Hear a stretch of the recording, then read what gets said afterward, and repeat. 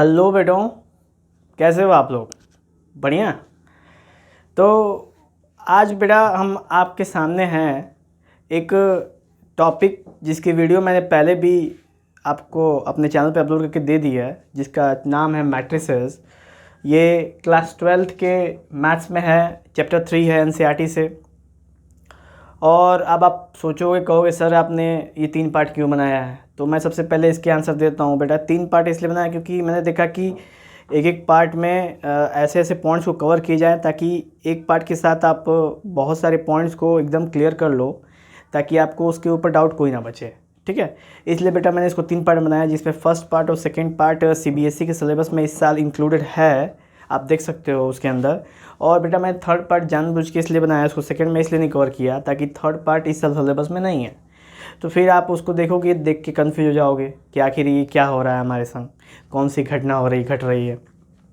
तो ये चीज़ आपके संग ना हो, इससे थोड़ा सा आपको दूर में बचा के रख रहा हूँ, ताकि अगर जिनको भी इंटरेस्ट हो कि मैं जानना चाहते हैं कि कौन कौन से और भी इम्पोर्टेंट पॉइंट्स इसके अंदर बचे हुए हैं मैट्रिसेस में, इसलिए मैंने बेटा चैप्टर 3 पढ़ाया है, पार्ट 3 बनाया है मैट्रिसेस के लिए। ठीक है, तो वीडियो को स्टार्ट करते हैं बेटा। तो सबसे पहले मैंने डिस्कशन करना है कि कौन कौन से पॉइंट आपको बताने हैं और किन किन पॉइंट्स पे हमें चर्चा करनी है।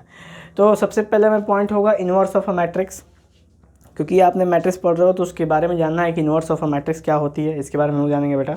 उसके बाद कुछ उसकी प्रॉपर्टी के बारे में जानेंगे, फिर जानेंगे उसकी एलिजिबिलिटी, यानी किसी भी इन्वर्स ऑफ अ मैट्रिक्स को निकालने के लिए उसकी क्या एलिजिबिलिटी होनी चाहिए। उसके बाद बेटा निकालेंगे मेथड, किस मेथड से किसी क्वेश्चन को सॉल्व किया गया है बेटा, तो वो मेथड आपके सामने हम प्रोसीड करेंगे। उसके बाद एक एग्जांपल किया जाएगा। उसके बाद फिर हम लोग आपको पढ़ाएंगे कोफैक्टर्स क्या होते हैं, जिसकी आवश्यकता आपको पड़ेगी। उसके बाद बेटा हम लोग आएंगे इधर के साइड में देखो, तो ये है एडजॉइंट ऑफ अ मैट्रिक्स पढ़ेंगे कि एडजॉइंट्स ऑफ मैट्रिक्स कैसे हम लोग निकालते हैं, और एक क्वेश्चंस निकाल के भी आपको दिखाएंगे ताकि आपको एडजॉइंट ऑफ मैट्रिक्स निकालने आ जाए। और उसके बाद फिर बेटा एक फिर प्रॉपर्टी आपके सामने आती है, और फिर इन्वर्स ऑफ अ मैट्रिक्स आता है। तो फिर आप बोलोगे सर दो बार इन्वर्स ऑफ अ मैट्रिक्स आपने क्यों लिखा? तो बेटा सिंपल बता दूं, वहाँ पे जो इन्वर्स ऑफ मैट्रिक्स है ना, वो किसके लिए है? ओनली फॉर स्क्वायर मैट्रिक्स, यानी केवल स्क्वायर मैट्रिक्स के लिए है। वो मैट्रिक्स जिसके ऑर्डर 2x2, 3x3, 4x4 या इसी तरीके के ऑर्डर में होंगे, तभी वो वाला इन्वर्स ऑफ मैट्रिक्स हम अप्लाई कर पाएंगे। अगर उस ऑर्डर में नहीं होंगे, n क्रॉस n के ऑर्डर में होंगे, और तो हम यहाँ पे इस तरह का फॉर्मूला अप्लाई कर देंगे। लगभग दोनों फार्मूला सेम ही हैं, बस अंतर क्या है मैं बता देता हूँ। वहाँ पे आपको सिंपल 2 मैट्रिसेस का प्रयोग करके इन्वर्स निकालना होता है, और यहाँ पे हमने एडजॉइंट का प्रयोग, यानी जो इस साइड है ना एडजॉइंट, उसका प्रयोग करके हमने यहाँ पे मैट्रिसेस इन्वर्स निकालना होता है बेटा। बस यही छोटा सा डिफरेंस है। स्टार्ट करते हैं, हम लोग आगे बढ़ा जाएगा। तो सबसे पहले बेटा इन्वर्स ऑफ अ मैट्रिक्स जानेंगे हम लोग कि इन्वर्स ऑफ अ मैट्रिक्स होता क्या है। तो इन्वर्स ऑफ अ मैट्रिक्स का सीन है कि सबसे पहले इसको समझते हैं कि आखिर है क्या है। तो एक आपने मैथमेटिक्स में टर्म सुना हो, इसको कहते हैं मल्टीप्लिकेटिव इन्वर्स। मल्टीप्लिकेटिव इन्वर्स, ये क्या होता है बेटा? मल्टीप्लिकेटिव इन्वर्स क्या होता है? तो जस्ट सपोज कि अगर किसी नंबर में, यानी किसी मतलब कि टर्म में, अगर हम किसी टर्म का मल्टीप्लाई कर दें और उसकी वैल्यू क्या आ जाए? 1 आ जाए, तो उस तरह के टर्म को कहते हैं बेटा कि जो ये 1/a है, वो a का क्या है? मल्टीप्लिकेटिव इन्वर्स है। और इसको थोड़ा सा और बेहतर तरीके से लिखें हम, तो इसको लिख सकते हैं बेटा a का पावर -1 = 1। तो हम इसको लिख सकते हैं a का पावर -1 = 1। तो बेटा ये जो कॉन्सेप्ट आया है ना इन्वर्स वाला, देख रहे हो ना, इसके सर पे -1 है, और -1 का मतलब ही होता है इन्वर्स। तो जो inverse of a matrix concept हमारे पास आया है, वो बिल्कुल यहीं से निकल के आया है। यहाँ पे पता चलता है हमें कि अगर किसी भी नंबर का मल्टीप्लिकेटिव इन्वर्स जो होता है, वो हमेशा आइडेंटिटी देता है। आइडेंटिटी का मतलब 1 यूनिटी देता है। जहाँ पे हमने यहाँ पर रिप्रेजेंट करा है आपको, तो a से 1 कट जाएगा और 1 आ जाएगा।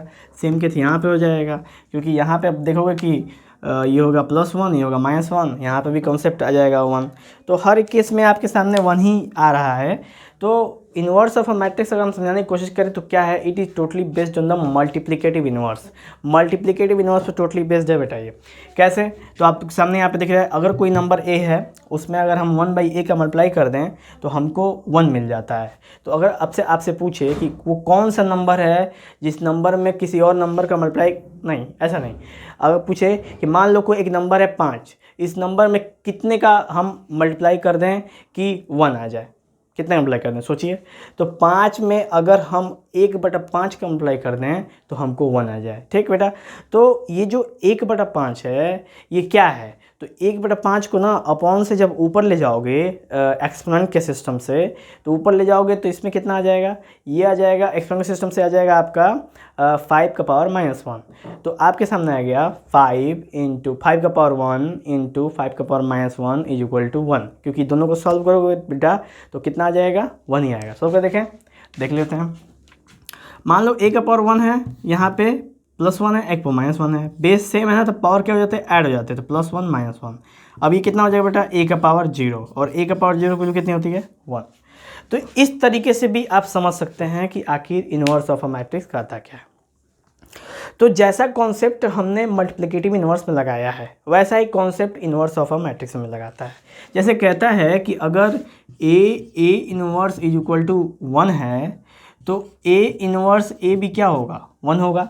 यानी अगर किसी नंबर को हम a b के फॉर्म मल्टीप्लाई करें और फिर उसी नंबर को b a के मल्टीप्लाई में फॉर्म करें और दोनों को सॉल्व करने के बाद हमें एक कॉमन आंसर मिलता है, तो उस तरह के मैट्रिक्स को हम कहते हैं इन्वर्स ऑफ अ मैट्रिक्स, जैसा कि आप सामने स्टेटमेंट में देख सकते हो। ठीक है, अब ये कॉन्सेप्ट आपको यहाँ दिखेगा। देखो, just suppose a is a matrix a and b is a matrix b, और ऐसा होना चाहिए, क्या कंडीशन क्या होना चाहिए कि अगर किसी भी मैट्रिक्स को, किसी भी दो मैट्रिक्स को इन्वर्स ऑफ अ मैट्रिक्स को रूल को फॉलो करना है तो उसे कुछ नियमों का पालन करना पड़ेगा। क्या, तो वो ये नियम होते हैं, ए बी यानी उन दो मैट्रिसेस को मल्टीप्लाई करूं चाहे सीधा चाहे उल्टा, दोनों केस में हमको करने के बाद आइडेंटिटी का कंडीशन जनरेट होना चाहिए। अगर बेटा आइडेंटिटी कंडीशन जनरेट नहीं होगा तो ये इन्वर्स ऑफ मैट्रिक्स के रूल को फॉलो नहीं करेगा। ठीक है, और अगर ये ए बी = बी ए = आई अपने को फॉलो करता है तो हम मानते हैं क्या, हम मानते हैं कि B इज़ ए इन्वर्स। ठीक है बेटा, क्या मान लेते हैं, B = ए इन्वर्स। तो जो B है वो A का क्या है, उल्टा है। तो A का उल्टा क्या है, B, सिंपल। तो अब जब हम इस सिस्टम को हम ऊपर वाले इस वाले लाइन में जब रखते हैं बेटा, इस वाले में, तो A की वैल्यू तो A ही है जो मैट्रिक्स है, B की वैल्यू कितनी आई है, A का पावर -1, वैसे ही B की वैल्यू A का पावर -1, और A कितना है, A, और सॉल्व करो कितना आ जाएगा, I। तो बेटा ये रिजल्टेंट आइडेंटिटी हमको मिलती है। क्या, कि अगर किसी दो मैट्रिक्स को आपस में मल्टीप्लाई करो और वो दोनों इन्वर्स हैं तो उनका मल्टीपल हमेशा आइडेंटिटी शो करेगा। गौर करना बेटा, क्या शो करेगा, आइडेंटिटी मैट्रिक्स को शो करेगा। ठीक है, एक एग्जांपल ले लेते हैं। ठीक है, एग्जांपल लेके हम आपको समझाते हैं कि वो इन्वर्स ऑफ अ मैट्रिक्स को फॉलो कर रहा है कि नहीं कर रहा है। तो सबसे पहले बेटा एग्जांपल नंबर पहला लेते हैं हम, ये वाला जो है, इसको एग्जांपल को लो, अगर ये वाले को, तो गौर करोगे ना कि अगर हम लाइन खींच लो, अगर हम ए बी करें इसको, ठीक है, इसकी ए बी निकालें तो ये क्या हो जाएगा बेटा, 1 0 0 0, और यहाँ पे हो जाएगा ABCD। इसको बेटा सॉल्व करोगे तो कितना आएगा, रो कॉलम करो, 2 × 2 है तो इधर आंसर भी 2 × 2 ही मिलेगा हमको। तो सॉल्व करते हैं रो कॉलम, तो ये 1A हो जाएगा और फिर +0 हो जाएगा, फिर ये हो जाएगा 1B हो जाएगा और ये हो जाएगा 0, और फिर हो जाएगा आपका 0 + 0 और ये हो जाएगा 0 + 0। तो बेटा जब सॉल्व करोगे ना तो आपको क्या मिलेगा, AB 0 0 मिल गया। कंडीशन क्लियर, ये हो गया आपका पहला तरीका, मतलब कि AB की वैल्यू निकालने का। अब बेटा क्या ये I के इक्वल है, गौर करो, I का इक्वल क्या है, तो I क्या होता है बेटा, I होता है ये 1 0 0 1, इसको I कहते हैं, आइडेंटिटी मैट्रिक्स कहते हैं। क्या बेटा ये इसके बराबर है, देख लो, गौर कर लो, तो आप देखो कि ये इसके बराबर नहीं है। इसका मतलब कि कोई भी स्क्वायर मैट्रिक्स, क्योंकि हमारा कंडीशन क्या है, स्क्वायर मैट्रिक्स में चाहिए, तो इसका मतलब ये है बेटा कि कोई भी स्क्वायर मैट्रिक्स इन्वर्स नहीं हो सकता। मतलब कोई भी नहीं कि एरू गैरू नत्थु खैरू आया और आप उसको उठा के सॉल्व कर दिए तो इन्वर्स बन गया, नहीं। इन्वर्स को बनने के लिए कुछ एलिजिबिलिटी क्राइटेरिया हैं। एलिजिबिलिटी करने का मतलब कुछ ऐसे मापदंड हैं जिससे जो डिसाइड करेंगे कि वो मैट्रिक्स को मल्टीप्लाई करने पे इन्वर्स आएगा कि नहीं आएगा। तो सबसे पहले इन्वर्स की चेकिंग करने के लिए हमको ये वाला रूल अपनाना पड़ता है।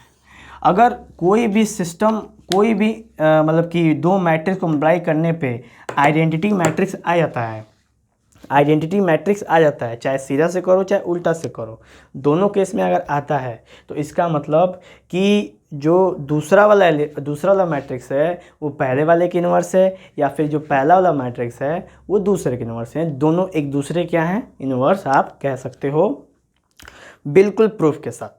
ठीक है बेटा, बिल्कुल प्रूफ के साथ आप कह सकते हो कि ये दोनों आपस में क्या हैं, इन्वर्स हैं। ठीक है, अब जब आपने पहला एग्जाम्पल देखा तो ये सेटिस्फाई नहीं किया, यानी ये इसके इज इक्वल टू नहीं है, इज इक्वल टू नहीं है, तो ये मैट्रिक्स के इन्वर्स ऑफ मैट्रिक्स के रूल को फॉलो नहीं कर रहा है। एलिजिबिलिटी क्या क्राइटेरिया बेटा, एलिजिबिलिटी है कि पहले तो स्क्वायर मैट्रिक्स होना चाहिए, तो क्या स्क्वायर मैट्रिक्स है दोनों, हाँ है, 2x2 का है।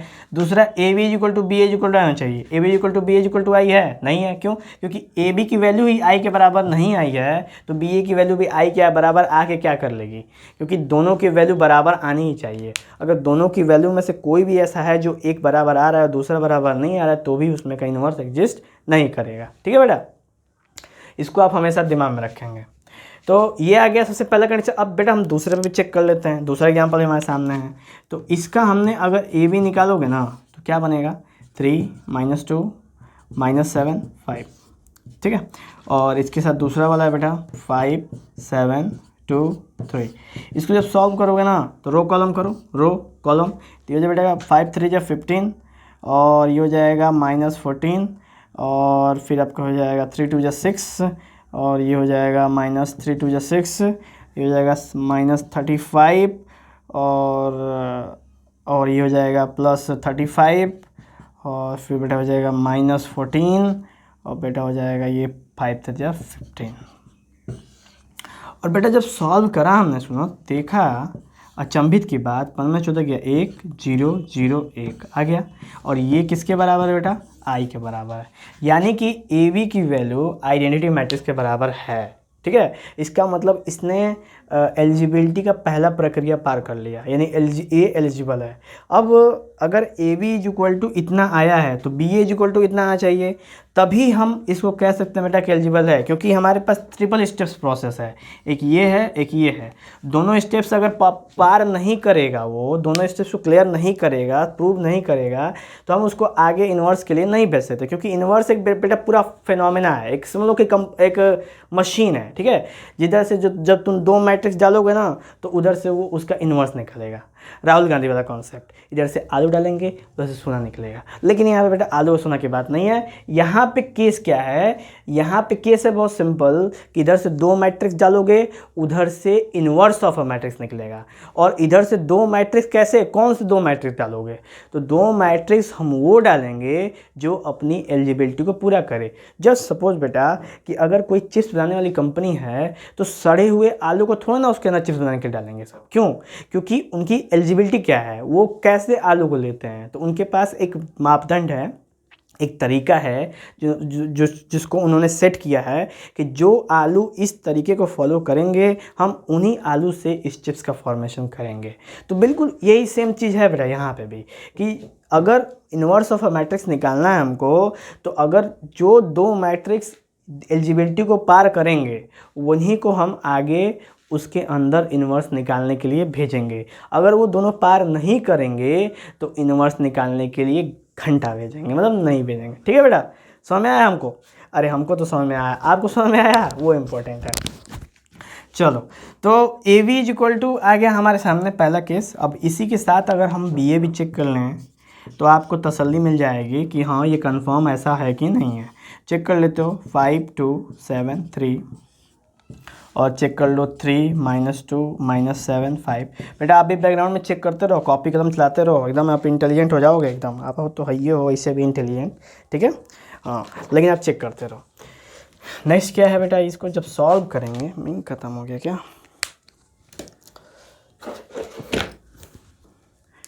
बेटा, जब इसको सॉल्व करेंगे, नया मार्कर है, सॉल्व करेंगे जब, तो क्या हो जाएगा बेटा, रो कॉलम सिस्टम। मैंने इसको पढ़ाया है बेटा, रो कॉलम सिस्टम कैसे मल्टीप्लाई करते हैं। आप वीडियोस नंबर 1 और 2 ज़रूर देखें, ठीक है।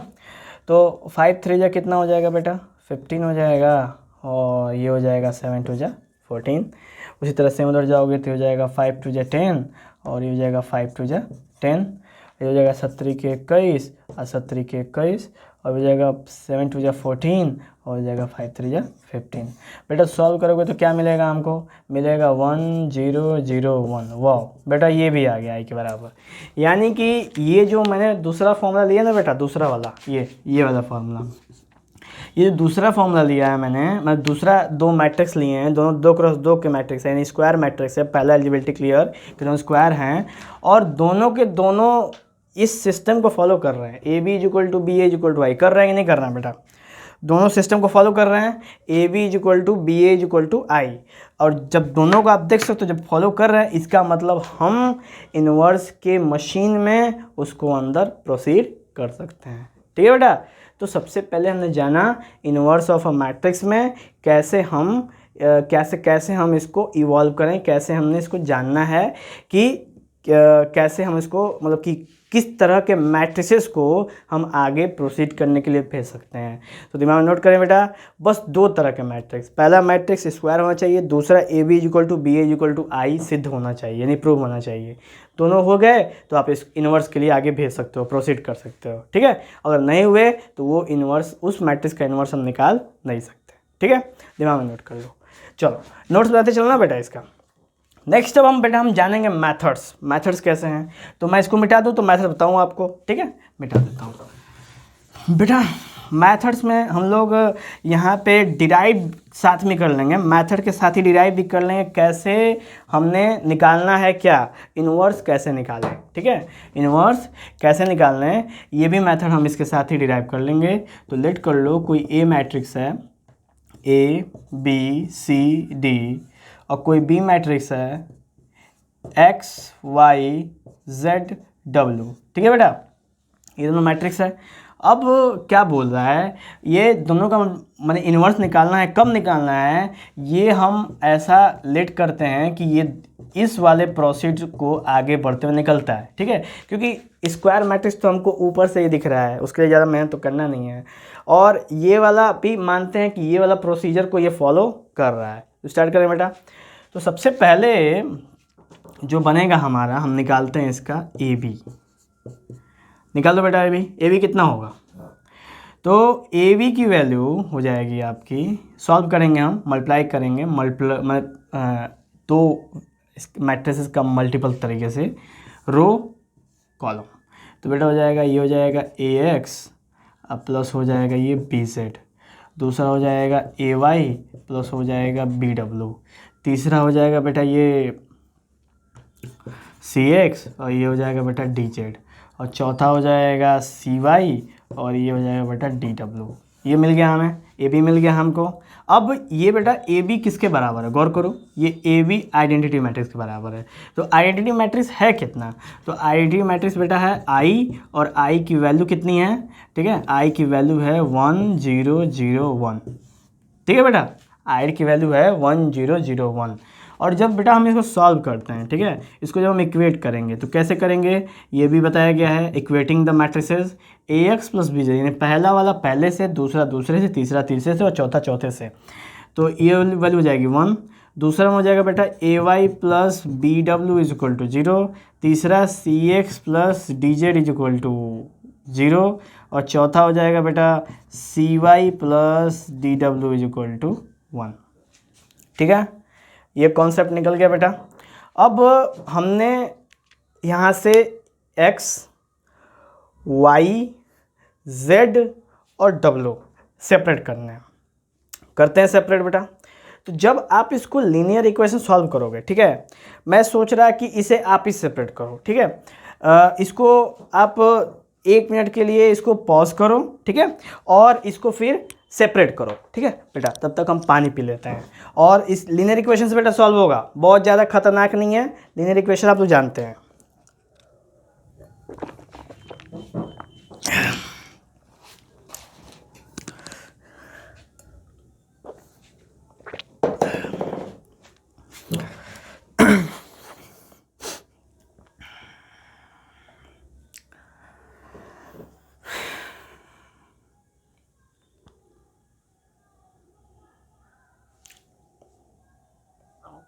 हो गया बेटा, चलो स्टार्ट करते हैं हम लोग। बेटा इसको जो सॉल्व करोगे ना आप, तो आपको मिलेगा, क्योंकि सॉल्व नहीं करते हम लोग, ठीक है, हम आपको बताते हैं डायरेक्ट। इसको आप लीनियर इक्वेशन सॉल्व करना ना, बहुत ज़्यादा खत कुछ नहीं है, ठीक है। नहीं तो आप कहो तो सॉल्व कर लिया जाए, दो जो कहोगे वो, ठीक है। वैसे बहुत ईजी है, इस वजह से मैं इसमें टाइम इन्वेस्ट नहीं करना चाह रहा, क्योंकि ये सब चीज़ें भी आप सेल्फ कर सकते हो। लेकिन मैं देख रहा कि आपको थोड़ा सा प्रॉब्लम होगा, तो मैं इसको सॉल्व करते हुए चलता हूँ, ठीक है।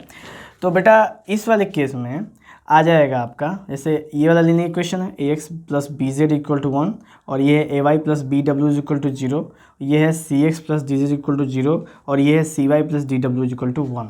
अब गौर करना है कि हमने इसमें से वैल्यूज़ को बाहर निकालनी है, निकालो।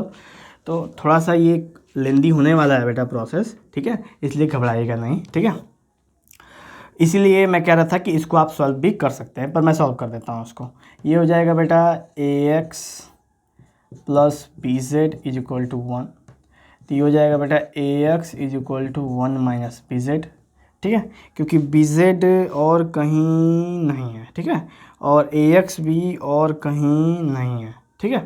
तो इसलिए हमने इसको ऐसे इस तरह से कंडीशन में लेना पड़ा। अब नेक्स्ट क्या हो जाएगा बेटा, x is equal to 1 minus b z by a, पर हमको वैल्यू निकालनी है, और हमारे सामने ये वैल्यूज़ प्रेजेंट है कि x की वैल्यू हमने निकाल ली। और अब अगर हमको फिर हम x की वैल्यू उठा के बेटा हम यहाँ पुट कर लेते हैं, ठीक है, कर लो। तो क्या हो जाएगा, ये हो जाएगा इसमें, इस वाले इक्वेशन में। बेटा गर्मी बहुत है, ठीक है। तो ये हो जाएगा c, हो जाएगा 1 माइनस बी जेड अपॉन, ये हो जाएगा a, और ये हो जाएगा बेटा डी जेड, और ये हो जाएगा आपका 0। अब इसको बेटा फर्दर जो सॉल्व करोगे ना, तो क्या हो जाएगा, ये हो जाएगा c, और ये होगा आपका बी सी जेड, और ये हो जाएगा आपका प्लस ए डी जेड, और ये इज इक्वल टू ये पूरा चला जाएगा उधर, a उधर चला जाए तो 0 हो जाएगा, काम ख़त्म हो गया ये, ठीक है बेटा। तो इसमें से अगर z आप कॉमन कर लो, ठीक है, तो z अगर बेटा कॉमन कर लोगे आप, तो इसमें यहाँ पे क्या मिलेगा, तो यहाँ से बेटा मिलेगा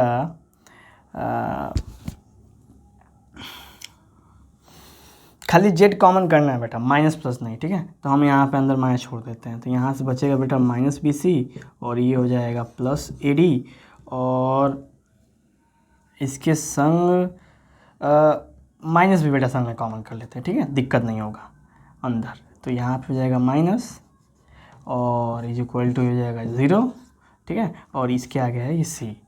और बेटा जब इसको आप इज इक्वल टू कुछ सेल ले जाओगे ना, तो ये हो जाएगा c is equal to z bracket में b c minus a d is equal to 0।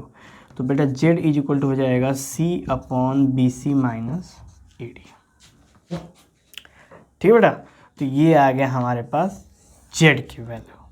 यही बेटा मैं कह रहा था, ऐसे करके थोड़ा सा मशक्क़त करना पड़ेगा, और फिर आखिरी में थोड़ा सा इसको री इवैल्यूएशन भी करना पड़ेगा, ठीक है। इसको आपको री इवैल्यूएशन भी करना पड़ेगा, मतलब कि जो इधर उधर फंसे हुए हैं उसकी वैल्यू, जैसे बेटा x is equal to 1 minus b z by a आ गया, पर उसमें z है, तो और हमने यहाँ से z निकाला है, तो इसको उठा के फिर उसमें हमको प्लेस भी करना पड़ेगा, ताकि हमको एक्स वाई जेड डब्लू, इन चारों को, मतलब इन चारों को उसमें आंसर में हमें नहीं मिलना चाहिए, ठीक है।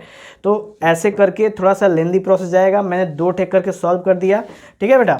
तो जेड की वैल्यू आ गई, इसमें कहीं भी एक्स वाई जेड डब्लू नहीं है, ठीक है। और इसको थोड़ा सा और अगर हम अच्छे से रिवेल्युएट करें तो ये हो जाएगा बेटा minus c upon a d minus b c, ठीक है, ये बनेगा। तो जेड की वैल्यू ये हो गई।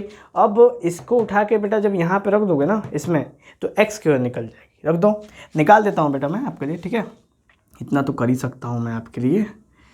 तो ये क्या हो जाएगा, ये हो जाएगा बेटा 1 माइनस बी, ठीक है, और पूरे का अपॉन ए है, और यहीं पे आएगा minus c upon a d minus b c, ठीक है बेटा।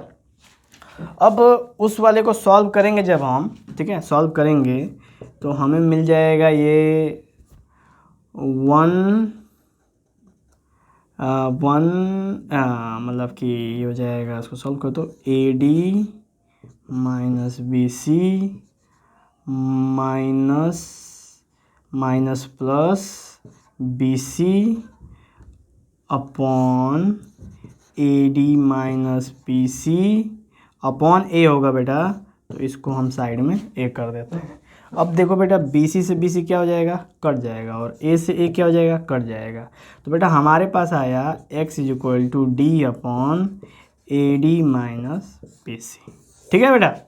तो आ गया हमारे पास x की value a d upon a d minus b c, z की value minus c upon a d minus b c.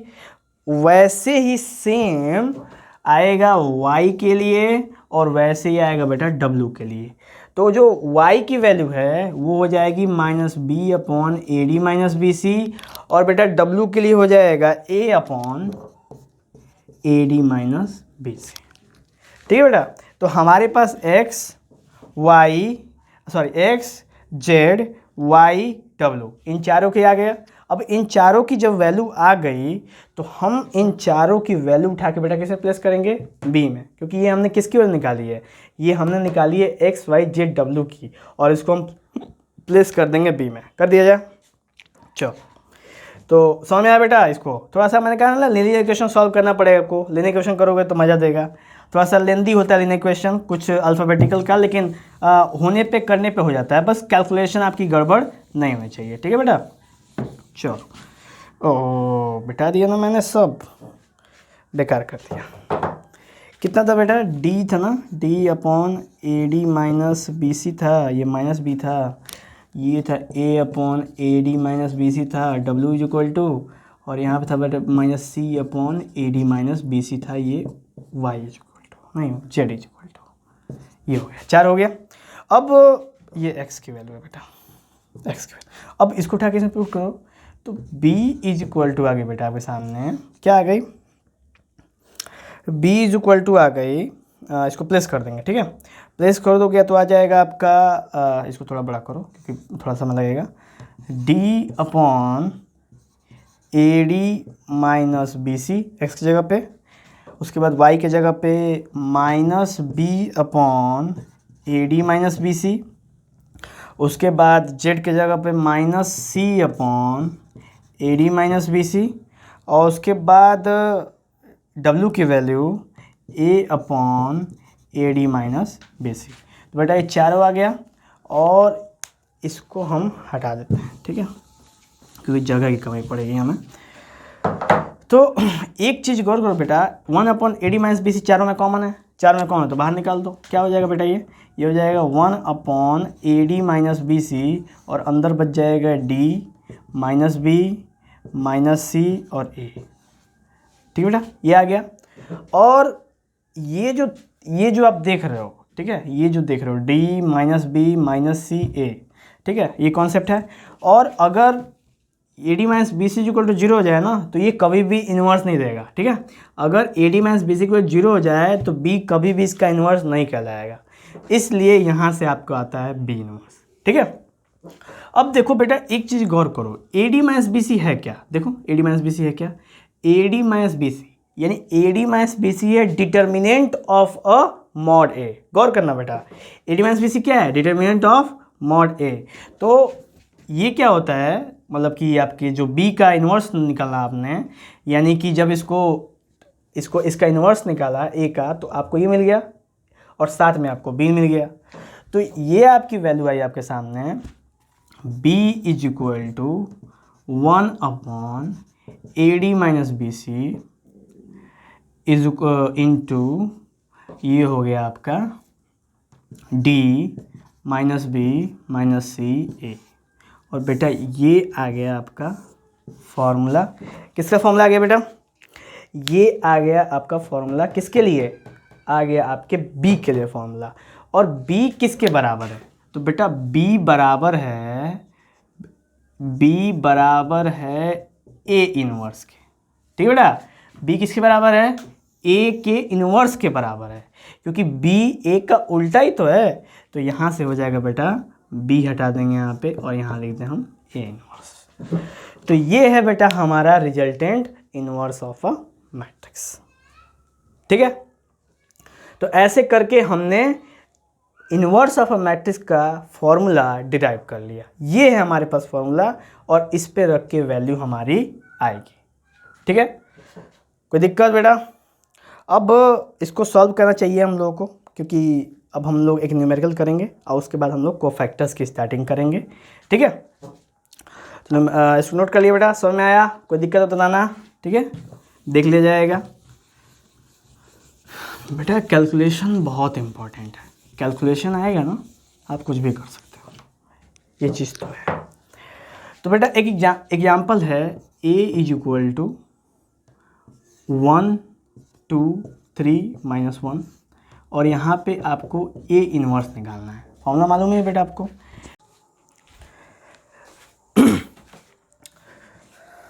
तो बेटा इसको सॉल्व करते हैं हम लोग। इससे पहले हम लोगों ने ये सब जाना और इसी का प्रयोग करो। तो इसको सॉल्व करने से पहले कुछ एक फॉर्मूले जो हमने इसको निकाल के यहाँ पे रखे थे, अगर आपको याद हो तो, कि a का inverse is equal to 1 a d minus b c. और बेटा यहाँ पे था आपका एक मैट्रिक्स के अंदर, और जो हमने शुरुआत में पार्ट लिया था वो लिया था matrix a b c d का। ठीक है, तो बेटा इसमें हो जाता है डी ए और ये हो जाता है माइनस बी और ये होगा माइनस सी। तो बेटा ये है हमारा रिजल्टेंट फार्मूला जो हमने डिराइव करके निकाला था, इसी बेसिस पे लगने वाला है।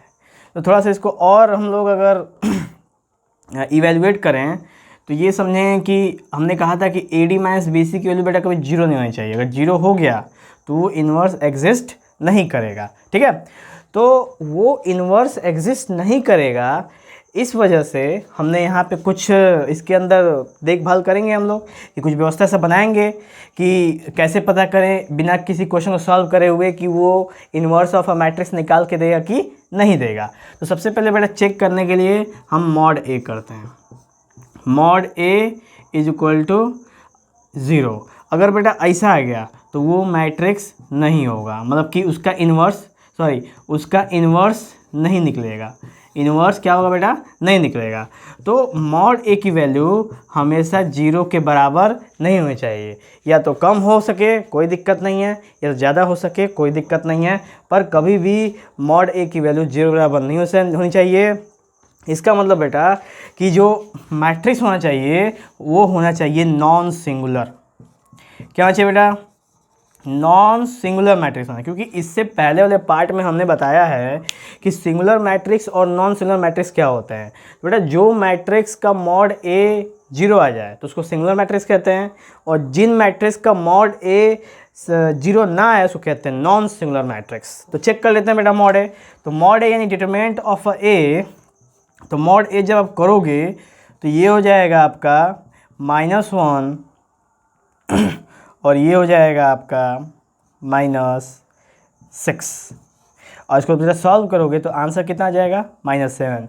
अब बताओ बेटा क्या -7 0 के बराबर है, तो आप कहोगे सर जाहिर सी बात है कि नहीं है, इसका मतलब वो नॉन सिंगुलर मैट्रिक्स है, और नॉन सिंगुलर मैट्रिक्स है इसका मतलब उसका इन्वर्स हम निकाल सकते हैं बेटा। तो ये हो गया हमारा पहला काम। दूसरा क्या है, अब इस मैट्रिक्स के अंदर हम इसकी वैल्यू को पुट करते हैं, पुट करो। लेकिन इसकी टेंशन क्या है, मतलब प्रक्रिया क्या है कि इसके जो मेन डायगोनल है बेटा, इसको मेन डायगोनल कहते हैं इस वाले पार्ट को, ठीक है।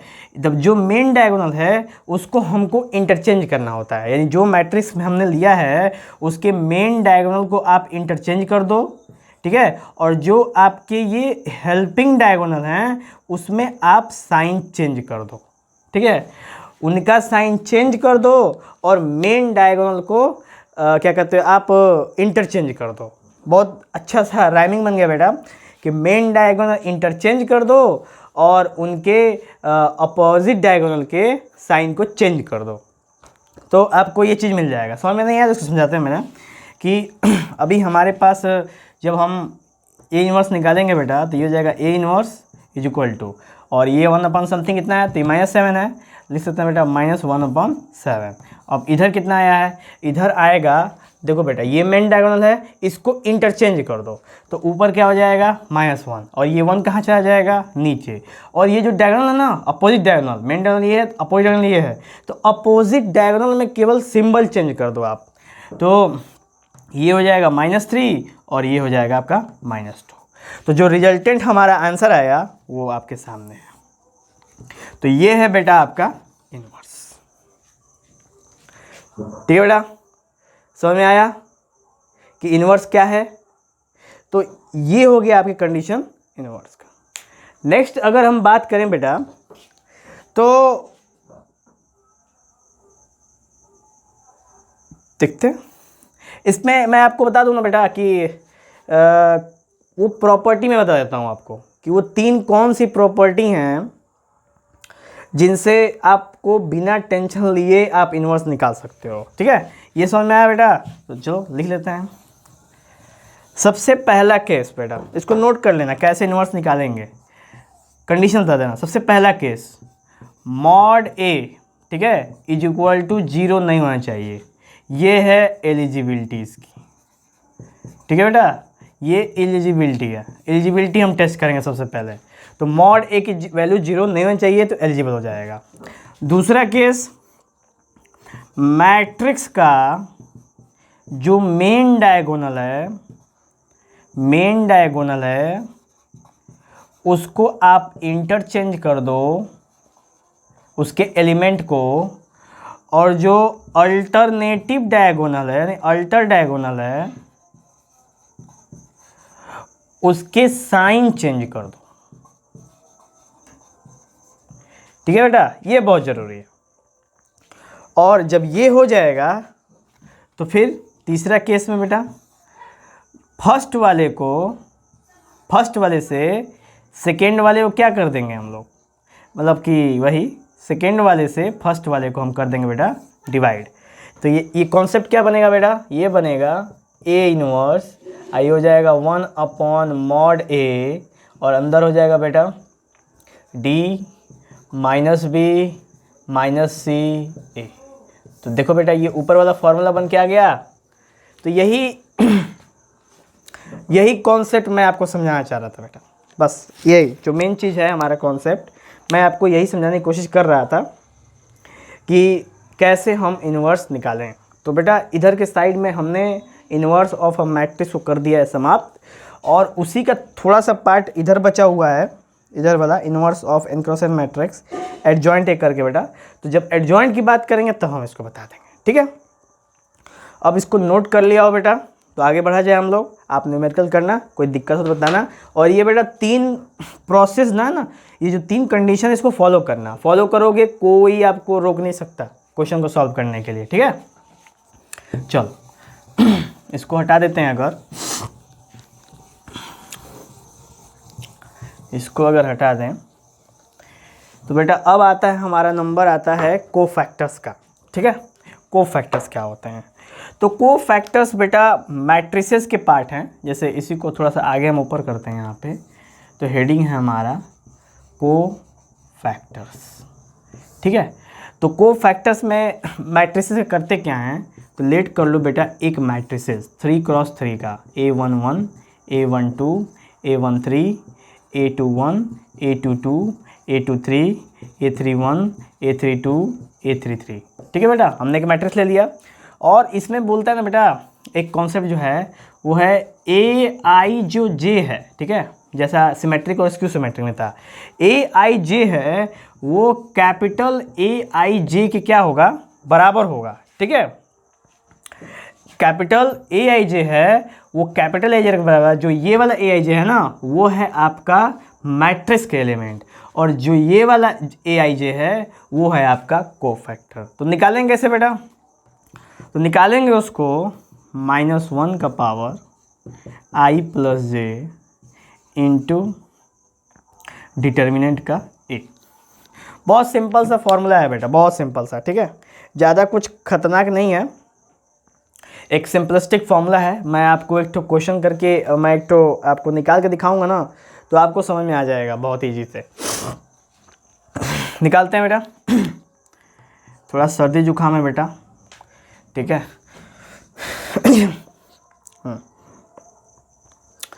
तो सबसे पहले ये कंडीशन है हमारे सामने, तो मैं क्या करता बेटा कि एक क्वेश्चन ही ले लेता हूँ, एक 2x2 का मैट्रिक्स ले लेता हूँ और एक 3x3 का मैट्रिक्स ले लेता हूँ, ताकि आपको समझने में कोई दिक्कत ना हो। तो सबसे पहले मैं 2x2 का मैट्रिक्स लूँ, अगर एक लेट कर लूँ A, और यहाँ पे लूँ 1 2 3 4, और इसका मैंने बोले कि बेटा इसका कोफैक्टर निकालो, तो कैसे निकालोगे, सबसे पहले इसमें जाओगे ऐसे करके और ये वाला कॉन्सेप्ट यूज करोगे। अगर आपको A11 निकालना है ना, तो A11 यानी कि A11 यानी कि -1 का पावर 1 प्लस 1। जब 1 को पकड़ लो ना बेटा, तो मैंने बताया था कि कैसे डिटरमिनेंट ऑफ मैट्रिक्स सॉल्व करते हैं। तो उसके नीचे वाला और डायगोनल वाला, यानी ये पार्ट और ये पार्ट कैंसिल हो जाएगा, बचा क्या बेटा 4, तो इंटू 4। तो जो पहला कंडीशन बनता है हमारा -1 का पावर 2 यानी प्लस, और आंसर कितना आ गया बेटा 4। तो जो मेरा नंबर बनेगा वो मिलेगा 4। ठीक है बेटा, समझ में आया। चलो, उसके बाद ऐसे ही हमको अब A12 निकालना है। तो A12 का मतलब बेटा A12 कैपिटल में, और यहाँ पे -1 का पावर 1 प्लस 2 इंटू, अब इसका नंबर है ना बेटा, तो इसको इस लाइन में मैं नीचे की तरफ और साइड की तरफ हटा दूँ, तो बचा क्यों बेटा 3, तो ये हो जाएगा 3। तो इसका आंसर बेटा -1 का पावर कितना होगा 2 + 1 3। और कभी भी याद रखना बेटा कि कभी भी माइनस समथिंग का पावर अगर ऑड हो तो हमेशा माइनस आएगा, अगर माइनस समथिंग का पावर इवन हो तो हमेशा इवन आएगा। ये हमेशा यानी हमेशा पॉजिटिव आएगा। ठीक है, गौर करो, यहाँ पे मैं आपको दिखा देता हूँ। अगर -1 का पावर 26 है और 26 कैसा है बेटा इवन है, तो इसका आंसर जो भी आए उससे मतलब नहीं है, इसका आंसर हमेशा प्लस में आएगा बेटा, क्योंकि इवन है। और अगर -1 पे पावर 13 है, ठीक है, 13 माने ऑड है, तो इसका आंसर बेटा हमेशा माइनस में आएगा, भले कुछ भी आए उससे मतलब नहीं है, क्योंकि वो मल्टीप्लाई के बाद देखा जाएगा। पहले ही आंसर डिसाइड कर सकते हैं कि क्या आंसर में आएगा, पॉजिटिव आएगा कि नेगेटिव आएगा, पता कर सकते हैं। तो बेटा यहाँ पे आंसर हमारा आ जाएगा माइनस और ये हो जाएगा 3। तो दूसरा आंसर हो गया बेटा -3।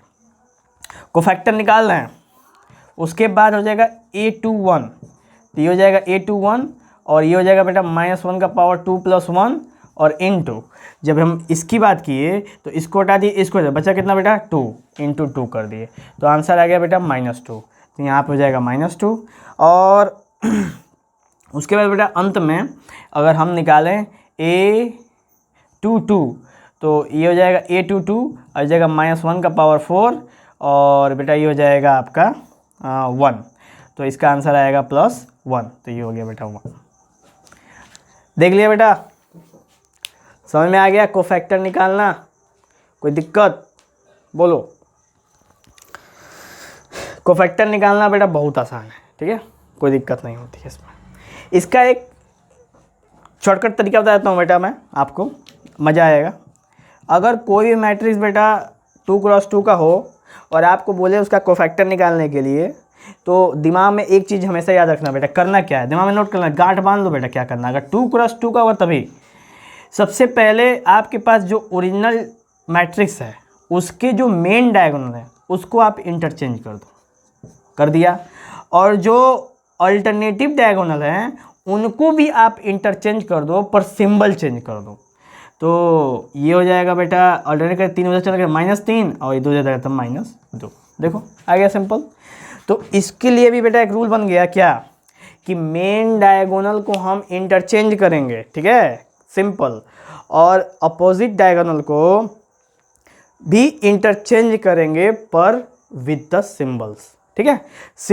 सिंबल्स में भी हमको चेंज लाना है, अगर प्लस है तो माइनस और माइनस है तो प्लस, यानी सिंबल भी हमको क्या कर देना है, चेंज कर देना है, ठीक है।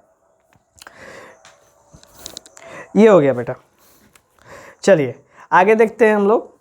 आगे बेटा अब बचा हमारा इसका 3x3 का मैट्रिक्स। मिटा दूं इसको, आपको पता चल गया ना, मिटा देता हूं।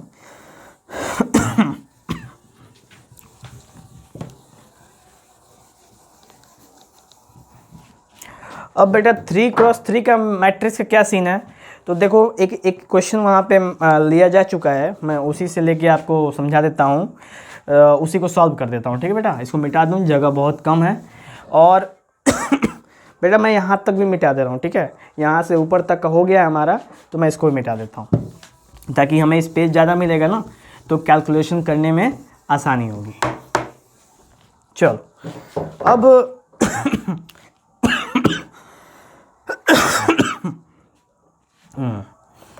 तो बेटा ये हो गया आपका a =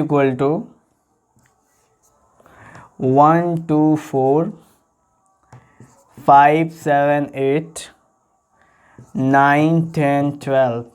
ये बेटा आ गया हमारे सामने एक मैट्रिक्स 3x3 का ऑर्डर है। अब इसका हमको कोफैक्टर निकालना है। तो बेटा सबसे पहले हमको वही A11 A12 A13 A21 A22 A23 A31 A32 A33। अब बेटा एक चीज़ मैं आपको यहाँ पे एक और चीज़ इसको बड़ा वाला को सॉल्व करना बता दूँ कि आपको ज़्यादा मेहनत करने की आवश्यकता नहीं पड़ेगी, ठीक है। कैसे, तो सबसे पहले इसको निकालने के लिए ये हमेशा कैपिटल 1 बनेगा, कैपिटल A1, जो कि बताएगा कि आपको ये आपका क्या कहते हैं कि कोफैक्टर निकालना है आप, ओके। तो सबसे पहले बेटा ये चीज़ जोड़ो, 1 1 कितना होता है 2। तो ये बात हमेशा याद रखना बेटा, इसका जो आंसर आएगा ना हमेशा पॉजिटिव आएगा। मैं एक तरीका बता दूँ ताकि आपके में पॉजिटिव और नेगेटिव करने में कभी प्रॉब्लम ना हो, पट से पॉजिटिव करो, बस ज़्यादा उस पर रोल पे मत रखो, बस इन दोनों को जोड़ दो। अगर 1 1 2 आ गया यानी इवन आ गया तो प्लस, और ऑड आ गया तो माइनस। देखो बेटा 2 1 3 minus, 3 1 4 plus, 2 1 3 minus, 2 2 4 plus, 2 3 5 odd है माइनस, 3 1 4 प्लस, 3 2 5 ऑड है माइनस, 3 3 6 इवन है प्लस। आगे बेटा ये तरीका है जल्दी जल्दी सॉल्व करने का इसको, ठीक है। तो बस आप उन एलिमेंट के कंडीशन को आप जोड़ दो, बस एलिमेंट को बस जोड़ दो कि एलिमेंट के जो बेस हैं, बेस में जो पोजीशन है बस उनको जोड़ दो, आपको पता चल जाएगा कि सिंबल क्या होगा। अब जब सिंबल पता चल गया तो करना क्या बेटा, जब आप इसको पकड़ो या A11 को पकड़ो तो A11 के नीचे वाली लाइन को और A11 के इस वाली लाइन को दोनों को हटा दो, तो जो बचता है बेटा ना वही हमारा ऊपर वहाँ पे मिलेगा, ठीक है। उसी को हमने डिटरमिनेंट निकालना है। तो ये देता है 12 7 84 माइनस 10 बटे 80, कितना आ गया बेटा 4। बहुत ईजी है बेटा, बहुत ईजी, ठीक है, एकदम हलवा है। A12 सेम वही केस जो मैंने इसके साथ किया, परपेंडिकुलर में हट जाएगा, ये ऊपर में पूरा 1 2 4 और नीचे में 2 7 है 10 हट जाएगा, तो बचेगा ना 5 9 8 12। तो 12 5 60 माइनस 9 8 72, ये हो गया बेटा। अब इसका आंसर कितना आएगा, तो 60 में से 72 गया -12 और माइनस माइनस हो गया प्लस, यहाँ पे हो गया +12। अब बेटा A13 देखो सेम, नीचे वाला गायब, साइड वाला गायब, तो बचा कौन 5 10 9 7, तो 5 10 50 माइनस 7 9 63। इसे सोल्व करके कितना आएगा बेटा 13, यानी ये हो जाएगा -13 क्योंकि ये माइनस वाला दिखा है। चलो अब वैसे ही A21 इसको पकड़ो, तो ये वाला लाइन और ये वाला लाइन साफ बचा, बाद में 24 माइनस 10 चौके 40। तो 24, 36, 10, 40, 16 और माइनस हो गया, ये हो गया +16। ठीक है बेटा, गौर करना। उसके बाद 8 to 2 देखो तो बेटा प्लस पूरा गायब हो जाएगा, प्लस बन जाएगा एकदम। तो बचेगा 12 का 12, अब माइनस 9 चौका 36, ये हो गया बेटा -24। ऐसे बेटा 8 to 3 निकालो, ये वाला, तो इधर और इधर बीच में साफ, माने ये और ये साफ, तो बचा 10 से कम 10, अब -18, तो ये हो गया बेटा -8, यानी ये हो गया +8। वैसे बेटा A31 तो 3 गायब, 8 2 16, -7 चौका 28, तो ये बेटा हो गया आपका 2 और ये हो जाएगा 1, आई हो जाएगा माइनस। ठीक है बेटा, 28 में 16 गया 12, वो भी हो गया माइनस में, क्योंकि माइनस वाला साइन बड़ा है और आगे क्या है, प्लस का साइन है। वैसे बेटा A32 देखो, ये वाला केस, तो इससे ये साफ हो गया, तो 8 का 8, -5 चौका 20, 8 - 20, तो ये हो गया बेटा -12, और माइनस क्या हो जाएगा, +12। ठीक है, ये हो गया बेटा +12। नेक्स्ट A33 आओ, तो ये लग गया, ये लग गया, तो 7 का 7 -10, 7 का 7 -10, बेटा आगे गया -3। तो हमें मिल गया बेटा सारा सब कुछ। अब इसको प्लेस कर दो, तो ये हो जाएगा 4, 12, -13, 16, -24, 8, -12, आपका +12 और आपका -3। तो ये है बेटा रिजल्टेंट को फैक्टर्स। ठीक है, समझ में आया? आगे बढ़ें, चलते हैं बेटा। तो ऐसे करके को फैक्टर भी हो गए समाप्त। ठीक है, अब बेटा बचते हैं हमारे लेफ्ट साइड वाले पार्ट, इसे भी देख लेते हैं बेटा, इसे भी देख लेते हैं। ठीक है, चलो। तो बेटा एडजॉइंट ऑफ अ मैट्रिक्स कैसे निकालेंगे हम लोग? ठीक है, एडजॉइंट ऑफ अ मैट्रिक्स कैसे निकालोगे? तो सबसे पहले हमने, आप यहीं पे डायरेक्ट देख लो बेटा, सबसे पहले हमारे पास एक मैट्रिक्स होना चाहिए जो कि 3x3 का हो मैट्रिक्स। ठीक है, देख रहे हैं बेटा, 3x3 का एक मैट्रिक्स होना चाहिए। फिर उस मैट्रिक्स से हम निकालेंगे कोफैक्टर, क्योंकि आप देख सकते हो बेटा कोफैक्टर निकाला है ये, और फिर कोफैक्टर को करेंगे बेटा ट्रांसपोज। ठीक है, गड़बड़ा गया बेटा, पुराने वाले एग्जाम्पल में लपेट देना चाहिए था इसको भी, काम ही हो गया वो था। चलो ठीक है, कोई बात नहीं है। तो समझेंगे बेटा यहाँ पे कि ये है हमारा नॉर्मल मैट्रिसेस, और हमने निकाला इसका कोफैक्टर, कोफैक्टर निकाल लिया, और कोफैक्टर को फिर कर दिया ट्रांसपोज, इसी को कहते हैं एडजॉइंट ए। ठीक है बेटा, तो और बस इसी को बेटा करेंगे हम सिंपल एडजॉइंट। तो इसको बेटा मैं सॉल्व करूं 2x2 मैट्रिक्स पे, थोड़ा लेंदी हो जाएगा। 3x3 पे मैंने आपको एडजॉइंट निकालना, कोफैक्टर निकालना सिखा दिया है। वो जो बेटा कोफैक्टर निकाला था ना, उसी को आप क्या कर दोगे, ट्रांसपोज कर दोगे। ट्रांसपोज मतलब रो का कॉलम और कॉलम को रो कर दोगे, तो आपको निकल जाएगा एडजॉइंट बेटा। ठीक है, मैंने केयर नहीं किया इसीलिए वो मिट गया। तो हम 2x2 पे कर लें। ठीक है, आप 3x3 पे करना, थोड़ा सा टाइम टेकिंग है, लैगिंग करेगा, लेकिन कोई दिक्कत नहीं बेटा, प्रैक्टिस करना बहुत ज़रूरी है। चलो मैंने एक क्वेश्चन ले लिया, क्वेश्चन है बेटा 2, 1, 4, -1, ये हो गया। अब सबसे पहले बेटा मैं निकालूंगा इसका क्या, कोफैक्टर। बहुत बढ़िया। तो कोफैक्टर बेटा मैंने 2x2 के लिए क्या बताया था, सिंपल बताया था, एक रूल कि रूल है कि डायगोनल को इंटरचेंज कर दो, -1, 2, और जो अपोजिट डायगोनल हैं उनके सिंबल के साथ उनको इंटरचेंज कर दो, यानी ये हो जाएगा -4 और ये हो जाएगा -1। आ गया बेटा, ये हो गया हमारा कोफैक्टर। ठीक है, 2x2 का कोफैक्टर निकालना बहुत आसान है बेटा, एकदम कुछ करना ही नहीं है, एकदम हलवा है, हलवा। चलो, तो अब इसके बाद हम इसका क्या कर देंगे बेटा, ट्रांसपोज। तो ट्रांसपोज जब करोगे ना, तो क्या हो जाएगा, ये -1, -4, -1, 2, ये हो जाएगा। और बेटा इसी को कहते हैं हम एडजॉइंट ए। क्या कहते हैं बेटा, एडजॉइंट ए। समझा, सिंपल है, कुछ नहीं है, इसी को कहते हैं एडजॉइंट ए। तो मैंने कोई मैट्रिसेस हो, सबसे पहले उसको कोफैक्टर निकाल दो, कोफैक्टर निकाल उसको ट्रांसपोज कर दो, जो वैल्यू आएगी उसे कहेंगे adjoint A. Simple, clear cut. ठीक है, तो ये हमने एग्जांपल भी सोल्व कर दिया बेटा, एडजॉइंट ए आपको निकाल भी दिया। उसके बाद इसकी प्रॉपर्टी आती है ना, बहुत कॉमन प्रॉपर्टी है कि अगर आप एडजॉइंट ए में अगर ए का मल्टीप्लाई करोगे तो आपको मिलेगा मॉड ए आई एन। यानी चेक कर लेते हैं, क्योंकि चेक करना बहुत ज़रूरी है बेटा, एक चेक कर लेंगे ना तो क्लियर हो जाएगा। इसके से संग चेक करते हैं। चलो तो प्रॉपर्टी तैयार चेक करने के लिए, चलो वीर तुम बड़े चलो। तो प्रॉपर्टी है कि एडजॉइंट ए में अगर हम ए का मल्टीप्लाई करें तो हमें मॉड ए आई एन मिल जाएगा। ठीक है, सबसे पहले ये वाला पार्ट कर लेता हूँ। तो एडजॉइंट ए है पहले से ही, इसमें बस ए का मल्टीप्लाई कर लेता हूँ। तो यहाँ पे साइड में इसको ला देता हूँ 2 1 4 -1। ठीक है, इसको जब सॉल्व करेंगे बेटा तो कितना हो जाएगा, इसका रो इसका कॉलम, इसका रो उसका कॉलम।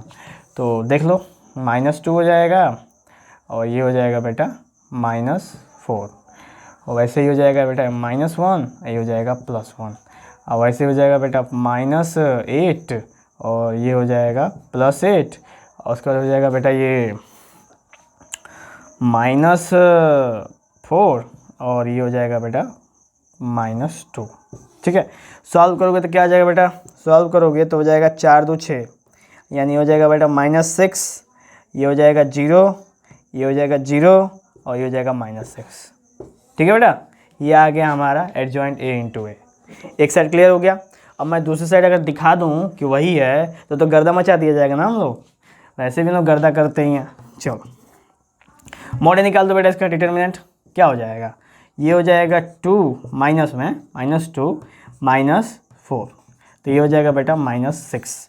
तो मॉड ए आ गया -6, और मॉड ए -6। और आइडेंटिटी मैट्रिक्स क्या होती है बेटा, आइडेंटिटी मैट्रिक्स होती है कि 1 0 0 1, ये आइडेंटिटी मैट्रिक्स होती है, और उसमें हम क्या करते हैं -6 का मल्टीप्लाई कर देते हैं। जब बेटा सॉल्व करोगे तो हो जाएगा -6 0 0 -6। आ गया बेटा, देख लो ये आ गया आपका इधर वाला पार्ट LHS वाला, देख लो सेम है ना, और वही सेम वाला आ गया हमारा RHS पार्ट। इसका मतलब ये प्रॉपर्टी बिल्कुल क्या की जाती है, सिद्ध की जाती है कि हम जो कर रहे हैं बिल्कुल परफेक्टवा कर रहे हैं बेटा, एकदम परफेक्टवा जिसको कहते हैं। ठीक है, चलो तो बेटा ऐसे करके एडजॉइंट ऑफ अ मैट्रिक्स भी हो गया समाप्त। वो भी इजी है बेटा, कुछ है नहीं। ठीक है, प्रॉपर्टी दिमाग में जरूर रखेंगे। अब बेटा आखिरी जो हमारा टॉपिक है वो है inverse n cross n matrix के लिए, मतलब कि n क्रॉस n यानी वही स्क्वायर मैट्रिक्स के लिए जो कि किसी भी ऑर्डर का हो। तो उसके लिए तरीका है इनवर्स निकालने का कि (1/mod A एडजॉइंट A। ठीक है, तो ये हमारे पास फॉर्मूला है 1/mod A एडजॉइंट A, जिससे हम inverse of n cross n का मैट्रिक्स निकाल सकते हैं। n क्रॉस n बेटा ऑर्डर है। ठीक है, तो हम क्या कहते हैं, अगर हमको निकालना हो A इनवर्स और एडजॉइंट की मदद से निकालना हो तो हमारे पास इनवर्स निकालने का ये फॉर्मूला है। और अगर हमको क्या कहते हैं डायरेक्ट निकालना हो मैट्रिसेस का, मतलब दूसरे तरीके से, जो हमने आपको बहुत शुरुआत में तरीका बताया था कि A inverse equal to 1/AD minus BC into changing row column, ये वाला सीन जो बताया था वो एक दूसरा तरीका है। ठीक है ठीक है बेटा, तो मैं इसको एक एग्जांपल से आपको समझा देता हूँ सबसे पहले, और उसके बाद हम यहाँ पे प्रॉपर्टी पे गौर करेंगे। ठीक है, सबसे पहले हम एग्जांपल देखते हैं। तो लेट कर लो बेटा, A इज इक्वल टू, हमने एक मैट्रिक्स लेट किया 1 2 3 4। ठीक है, हमने एक मैट्रिक्स लेट कर लिया। अब इसका क्या निकालेंगे बेटा, मॉड A निकालेंगे। कितना हो जाएगा 4 -6, कितना हो जाएगा बेटा, ये हो जाएगा -2, ये हो गया हमारा मॉड A। और उसके बाद बेटा चाहिए एडजॉइंट A। तो एडजॉइंट A कैसे निकालेंगे बेटा, तो सबसे पहले इसका कोफैक्टर निकालेंगे। तो कोफैक्टर मैंने बताया था बेटा शॉर्टकट निकालने का तरीका, हम इसके मेन डायगोनल को इंटरचेंज कर देंगे और जो इसके अपोजिट डायगोनल होंगे, मतलब कि जो अपोजिट डायगोनल होंगे इसके, उनको सिंबल के साथ इन्वर्स कर देंगे, चेंज कर देंगे, इंटरचेंज कर देंगे सिंबल के साथ। तो ये हमारा तुरंत, इसी को क्या बोलते हैं बेटा हम लोग, इसी को बोलते हैं एडजॉइंट A। तो ये हमारा था सिंपल तरीका। ठीक है, तो ये इसको करने के लिए बेटा एक बहुत सिस्टमेटिक ढंग से भी आप जा सकते हैं, जिसको मैंने अभी बताया था उसको, लेकिन हमने कहा कि आपको एक 2x2 का एक आसान तरीका बता दो ताकि ज़्यादा आपको मेहनत ना करना पड़े। ठीक है, तो बेटा यहाँ से A इनवर्स निकलेगा, A inverse is equal to 1/-2 और यहाँ पे हो जाएगा बेटा 4 -3 -2 और 1, और ये हो गया बेटा हमारा रिक्वायर्ड इनवर्स। ठीक है बेटा, तो ये फॉर्मूले से आप हम लोग इसको ए इनवर्स क्या कर सकते हैं, निकाल सकते हैं। ठीक है, तो बेटा अब हमारे सामने एक प्रॉपर्टी है जो कि बहुत इंपॉर्टेंट प्रॉपर्टी है कि ए बी का inverse is equal to b inverse a inverse. अगर हमने इसको इस प्रॉपर्टी को वेरीफाई कर दिया तो ऐसा हम समझ सकते हैं कि जो हमारा इनवर्स मैट्रिक्स के एडजॉइंट की वजह से हमने किया है वो बिल्कुल सही है। ठीक है बेटा, तो हम क्या करेंगे कि हमारे पास पहले से ही एक एग्जाम्पल हमने मेंशन करके रखा है, हम इसको सॉल्व करेंगे। ठीक है, तो ताकि आपको बस समझाया जा सके कि आखिर समझने में कोई दिक्कत ना हो। ठीक है बेटा, चलो जैसे मिटा दूँ, चलो मिटा देता हूँ मैं। अब बेटा कोई भी हमारी प्रॉपर्टी थी आखिरी वाली a b inverse is equal to b inverse a inverse, इसको हमने यहाँ पे इस एग्जाम्पल की मदद से यहाँ पे आपको प्रूव कर दिया कि ए बी इनवर्स की वैल्यू बी इनवर्स इनवर्स के बराबर होती है। तो सबसे पहले देख लेते हैं बेटा, मैंने यहाँ पे इसको प्लॉट कर दिया है। ए इज इक्वल टू 2 0 3 1, यहाँ पे क्वेश्चन में पहले से ही मेंशन है। B is equal to 2 matrix mention है। उसके बाद मैंने एडजॉइंट ए निकाला। एडजॉइंट ए का तरीका आपको बताया मैंने। करना क्या बेटा, सबसे पहले कोफैक्टर निकालना है और कोफैक्टर का ट्रांसपोज कर देंगे तो आपको निकल जाएगा एडजॉइंट ए निकल जाएगा। वैसे ही इसका भी कोफैक्टर निकालेंगे और ट्रांसपोज कर देंगे तो हमको एडजॉइंट बी निकल जाएगा। फिर हम इसका मॉडुलस निकाल लेंगे, मॉड ए, जिसको कहते हैं डिटर्मिनेंट ऑफ अ मैट्रिक्स। तो डिटर्मिनेंट ऑफ मैट्रिक्स निकाल लेंगे, हम दोनों का निकालना मैंने बताया अभी जस्ट। तो उसके बाद है बेटा a inverse is equal to, हमने इनवर्स का फॉर्मूला लगाया। इनवर्स का फॉर्मूला आपको मालूम ही है। इनवर्स का फॉर्मूला होगा बेटा a inverse is equal to 1/mod A adjoint a, ये फॉर्मूला है। इस फॉर्मूले में हमने लगाया यहाँ पे, ये कंडीशन हो गया। वैसे बी की लगाया, हमारा ये बी का इनवर्स मिल गया। फिर हमने बी इनवर्स इनवर्स, जो प्रॉपर्टी में हमने बी इनवर्स इनवर्स ले रखा था उसको हमने उस प्रॉपर्टी में मल्टीप्लाई कर दिया। मल्टीप्लाई करने के बाद हमको आंसर मिला -1/4 और मैट्रिक्स में बेटा आपको मिला 7 -2 0। वैसे ही बेटा सेम अब हम LHS साइड के बारे में बात करेंगे। RHS हमने कवर किया था, LHS पे करेंगे। सबसे पहले मैंने ए और बी को मल्टीप्लाई किया रो कॉलम मेथड से। ठीक है, एलिजिबिलिटी और मल्टीप्लिसिटी करके। उसके बाद हमने एडजॉइंट ए बी निकाला। एडजॉइंट ए बी में हमने आपको बताया एडजॉइंट ए बी कैसे निकालना है। उसके बाद हमने मॉड ए बी निकाला और फिर हमने उसको इस फॉर्मूले पे प्लेस कर दिया। और जब इसको रखा तो बेटा देखा कि LHS की वैल्यू RHS की क्या है, बराबर है। और ऐसे करके ये जो प्रॉपर्टी है हमारी इनवर्स मैट्रिक्स की जो प्रॉपर्टी है एडजॉइंट ए की मदद से, ये हो जाती है ख़त्म। और यहीं पे बेटा ये पार्ट हो जाता है मैथ्स का समाप्त। और हम आपसे मिलेंगे अगले नेक्स्ट पार्ट में क्लास 12 के किसी और चैप्टर्स के साथ, और भी कुछ बेसिक चैप्टर के साथ मिलेंगे, जैसे class 10th 11th 9th 10th और भी जो जितने भी जितने बेसिक क्लासेस हैं, जिसकी वजह से आप लोग ये चीज़ भूल गए हैं कि यह चीज़ आपके दिमाग से निकल गई है कि क्या क्या बेसिक कॉन्सेप्ट बनाने थे और आप नहीं बना पाए हैं। तो हम उन वीडियो से आपकी बेसिक कॉन्सेप्ट को एकदम क्लियर कर देंगे और आप एकदम मैथ्स में तगड़े घोड़े हो जाओगे, एकदम थड़क थड़क दौड़ोगे। ठीक है बेटा, चलो चलते हैं, जय हिंद।